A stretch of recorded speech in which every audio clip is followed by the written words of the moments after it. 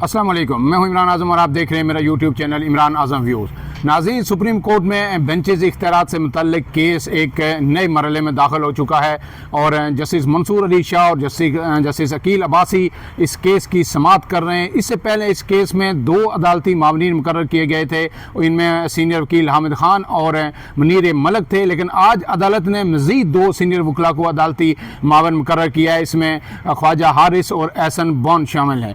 आज मुनीर मलिक जो पहले अदालती मावन मुकर्रर हुए थे, उन्होंने बड़े ही आम दलाइल दिए हैं। वो दलाइल मैं सबसे पहले आपके सामने रखूंगा और इसके बाद फिर अदील सरफराज हमारे साथ मौजूद हैं, सुप्रीम कोर्ट को तवील अरसे से कवर कर रहे हैं और ये सारी जो समातें हैं इनको मुसलसल कवर कर रहे हैं। उनका जो ओपिनियन है वो आपके सामने रखेंगे कि ये हो क्या रहा है और ये ऊँट किस करवट बैठेगा। सबसे पहले जो अदालती मावन मुनीर मलिक हैं, उन्होंने आज फुल कोर्ट तश्कील देने की तजवीज़ दी है इस मामले पर। तो उस पर जस्टिस मंसूर अली शाह ने इस्तफसार किया कि क्या हम तौहीन का केस सुनते हुए फुल कोर्ट ऑर्डर कर सकते हैं। तो उस पर अदालती मामले ने बताया कि कमेटी इख्तियार पर यह अदालत फुल कोर्ट ऑर्डर कर सकती है। आईनी बेंच सुप्रीम कोर्ट की सिर्फ एक सेक्शन है। सुप्रीम कोर्ट आने वाले केसेस को पहले प्रैक्टिस एंड प्रोसीजर की कमेटी को ही देखना चाहिए। 3 रुकनी कमेटी को तय करना चाहिए कि कौन से केसेस आईनी बेंच को भेजने हैं। मेरी राय में कमेटी जुडिशल ऑर्डर को इंतजामी ऑर्डर से ख़त्म नहीं कर सकती। यही वो आम नुक्ता है जिस पे ये समाअत हो रही है। अदील सरफराज साहब, क्या कुछ है, इतने दिनों से समाअत हो रही है, बड़े सख्त रिमार्क्स भी आए जैसे मंसूर अली शाह की जानिब से, और उन्होंने एक मौके पर यह भी कहा कि इसका मतलब है कि अगर कोई फैसला हुकूमत के ख़िलाफ़ आ रहा है तो आप वो केस हमारे सामने लगाई ना या उसको डीलिस्ट कर दें। अब क्या हो रहा है और आज की समाअत का हवाल बता दीजिए। सर, आज की जो समाअत हुई है, पहले बैकग्राउंडर आपने खुद बता दिया है। ये दरअसल मामला है एक मुकदमे का। एक मुकदमे में एक क्वेश्चन पॉप अप होता है कि ये जो मामला है इसके अंदर आइन की तशरीह होनी है, और आइन की तशरीह आपको मालूम है 26वीं आइनी तरमीम के बाद आइनी बेंच को इख्तियार हो। तो उस पर वकील एक थे, उन्होंने एतराज़ उठाया, तो दूसरे वकील ने कहा कि ये बेंच सुन सकता है। लिहाजा अदालत ने कहा कि हम पहले इस नुक्ते को डिसाइड कर लेते हैं कि आया जो आइन का आर्टिकल 191 है, जो अभी हाल ही में 26वीं आइनी तरमीम के ज़रिए शामिल किया गया है, उसके तहत बेंचेस के इख्तियारात वापस लिए जा सकते हैं या नहीं, या कम किए जा सकते हैं या नहीं। उन्होंने नोटिस वगैरह कर दिए, मुकदमा समाअत के लिए मुकर्रर कर दिया। सबसे पहले बेंच तब्दील हो गया। बेंच तब्दील होने के बाद आइंदा जब समाअत के लिए मुकर्रर किया गया तो केस ही वापस ले लिया गया और केस मुंतकिल कर दिया गया, उसको निकाल दिया गया। बिल्कुल।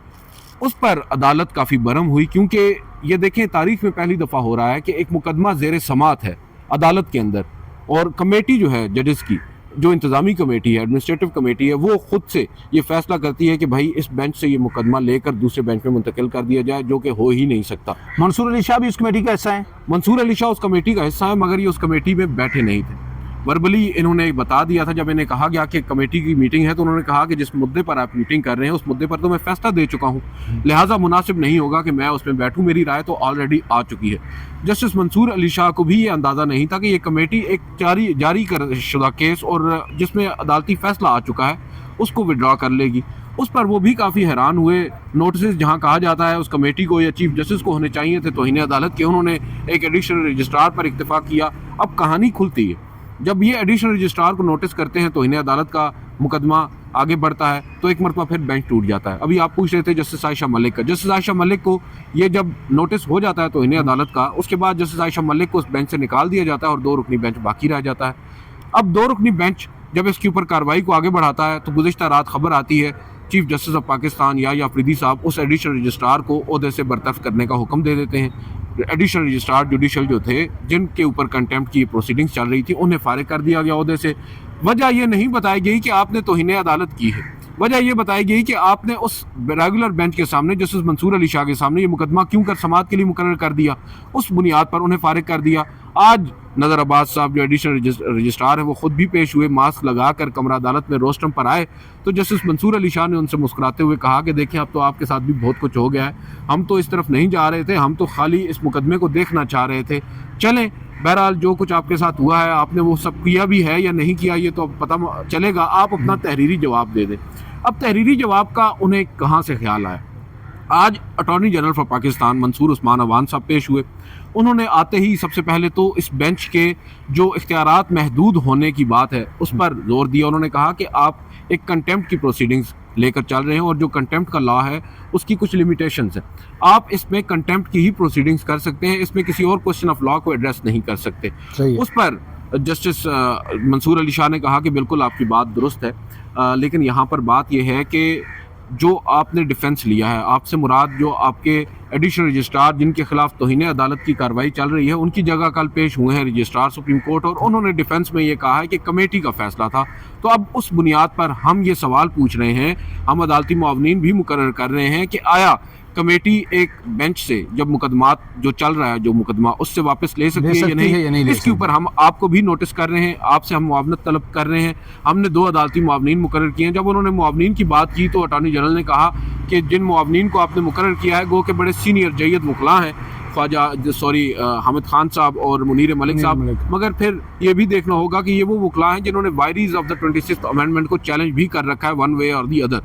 तो उस पर अव्वल तो जस्टिस मंसूर अली शाह साहब ने कहा कि देखें आपकी बात दुरुस्त है। जस्टिस अकील अब्बासी ने कहा कि हम आपकी बात से इत्तेफाक करते हैं कि जो अमाइकस हैं और मज़ीद भी ऐड होने चाहिए। उन्होंने बल्कि इज़राए तफन्नुन उनसे कहा कि आप बता दें नाम, आप चाहते हैं तो हम, उन्होंने नहीं बताया नहीं अटॉर्नी जनरल से उन्होंने पूछा कि आप बता दें, तो उन्होंने कहा कि आप अपनी मर्जी से देख लें जिनको आपने बनाना है। तो जस्टिस अकील अब्बासी साहब ने मुस्कुराते हुए अटॉर्नी जनरल से कहा कि एहसन भोन साहब को बना दें, वो तो आपके ग्रुप के हैं। और साथ ही उन्होंने अटॉर्नी जनरल ने कहा कि ये आपकी स्वाबदीद है। दूसरा नाम फिर मंसूर अली शाह साहब ने ख्वाजा हारिस साहब का दिया। अब इन 2 को भी मुआवन मुकर्रर कर दिया। यहाँ पर एक नुक्ता जो आज जस्टिस मंसूर अली शाह ने बयान किया है वो बड़ा अहम है। जस्टिस मंसूर अली शाह ये कहते हैं कि आप यहाँ पर ये बात कर रहे हैं कि इन 2 अमाइकस जिन्हें हमने मुकर्रर किया है ये 26वीं आईनी तरमीम में पटिशनर्स हैं या वकील हैं, लेकिन हमारे सामने तो 26वीं आईनी तरमीम का मामला है ही नहीं। हमारे सामने इवन इस वक्त तो आर्टिकल 191 वाला मामला भी नहीं है। हमारे सामने तो इस वक्त सिर्फ एक मामला है, एक क्वेश्चन है। वो क्वेश्चन ये है कि क्या एक बेंच से, एक रेगुलर बेंच से कमेटी जो एडमिनिस्ट्रेटिव साइड पर है वो मुकदमा वापस ले सकती है, केस वापस ले सकती है या नहीं। उस पर अटॉर्नी जनरल साहब थोड़े से आप कह सकते हैं कि उन्होंने कोई एज सच रिस्पॉन्स नहीं दिया। इवेंचुअली हुआ ये कि अब अदालत ने उन्हें भी कह दिया है कि आप हमें इस मुद्दे पर, इस नुक्ते पर असिस्ट करें। साथ ही जो एडिशनल रजिस्ट्रार साहब हैं उनको भी कह दिया है कि आप अपना तहरीरी जो आप कल ही सुप्रीम कोर्ट में जमा करवाएं।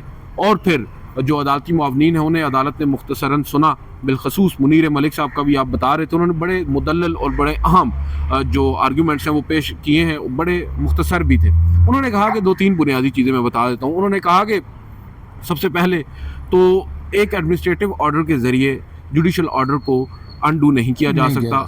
अगर आपने जुडिशल ऑर्डर को ख़त्म करना ही है तो उसके लिए आपको एक और जुडिशल ऑर्डर करना होगा, ठीक है। और इसके अलावा उन्होंने फुल कोर्ट के ऊपर भी इंसिस्ट किया। उन्होंने कहा कि इस तमाम तर मैस का हल वाहिद जो नज़र आता है वो फुल कोर्ट की तश्कील है, और वो फुल कोर्ट की तश्कील का फैसला या ऑर्डर ये अदालत दे सकती है। यहाँ पर जस्टिस मंसूर अली शाह ने उनसे पूछा कि क्या ये 2 रुकनी बेंच जो कंटेम्प्ट की प्रोसीडिंग्स कर रहा है ये फुल कोर्ट की तरफ जा सकता है? उन्होंने कहा कि बिल्कुल जा सकता है, क्योंकि ये मामला इस वक्त अदलिया की आज़ादी का आ चुका है और आप भी खुद से नहीं बना सकते, आप कमेटी को भेजेंगे। बिल्कुल सही है, ठीक है, कमेटी बाद अज़ाम बनाएगी, लेकिन आप जब उसे कहेंगे तो कमेटी बाउंड हो जाएगी जुडिशल ऑर्डर की। लेकिन ये अदील सरफराज साहब एक सवाल है मेरे जहन में आ रहा है जो नाज़रीन के लिए भी जानना ज़रूरी है कि ये इतना आम मुकदमा है तो क्या इसमें ये इवन नंबर का बेंच ही होना चाहिए था? 3 रुकनी अगर फ़र्ज़ किया दोनों मंसूर अली शाह और अकील अब्बासी अलग अलग मौक़िफ़ पे आ जाते हैं तो फिर क्या होगा, इसकी कानूनी हैसियत क्या होगी? बिल्कुल, क्योंकि अगर 3 रुकनी होता 2-1 हो सकते थे, 5 रुकनी होता 3-2 हो सकते थे। देखें, असूल तो यही है कि अब यहाँ पर तो वो डिवीजन वाला काम नहीं है, क्योंकि दोनों जजेस साहिबान ने कंटेम्प्ट का नोटिस दे रखा है। ठीक है, कंटेम्प्ट की प्रोसीडिंग्स इन दोनों वकला ने शुरू की है, ये कंटेम्प्ट है।